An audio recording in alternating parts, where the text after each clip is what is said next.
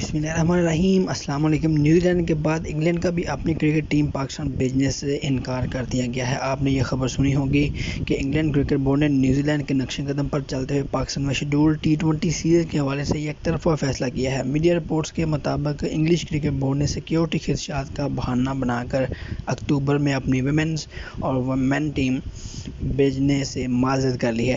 England cricket board کے Twitter account سے بھی اس فیصلے کی تصدیق کر لی گئی ہے۔ یہ آپ کے سامنے ٹویٹر چل رہا ہے انگلینڈ کرکٹ بورڈ کا۔ انہوں نے لکھا ہے کہ we can confirm that the board has reluctantly decided to withdraw both teams from the October trip. English cricket board کے حکام کے مطابق سیکیورٹی خدشات سے متعلق اطلاعات ملنے کے بعد اپنی ٹیم اگلے ماہ پاکستان نہ بھیجنے کا فیصلہ کیا۔ اس حوالے سے جاری بیان میں انگلش کرکٹ بورڈ نے موقف اختیار کیا ہے کہ خطے کی موجودہ صورتحال کے باعث کھلاڑیوں کو پاکستان سفر کرنے پر تحفظات ہیں۔ کورونا صورتحال کی وجہ سے بھی کھلاڑیوں پر بہت زیادہ دباؤ ہے۔ کھلاڑیوں کی ذہنی جسمانی فلاح سب سے اہم ہے۔ پاکستان کے دورے سے کھلاڑی مزید ذہنی دباؤ کا شکار ہوں گے، اس لیے ان پر مزید ذہنی دباؤ نہیں ڈال سکتے۔ سمجھتے ہیں فیصلے سے PCB کو مایوسی ہوگی۔ PCB نے پاکستان میں بین الاقوامی کرکٹ کی واپسی کے لیے انت تک محنت کی ہے۔ جانتے ہیں اس فیصلے سے پاکستان کرکٹ پر اثر انداز ہوگا، اس لیے اپنے فیصلے پر PCB سے معذرت کرتے ہیں۔ واضح ہے کہ انگلینڈ کرکٹ ٹیم کو اگلے ماہ 13 اکتوبر 14 اکتوبر کو راولپنڈی میں 2 T20 میچز کے مختصر سیریز کھیلنے کے لیے پاکستان آنا تھا۔ یہ انگلینڈ کرکٹ ٹیم کا 2005 کے بعد پہلا دورہ پاکستان ہوتا۔ اس حوالے سے PCB اپنی تمام تیاریاں مکمل کر چکا ہے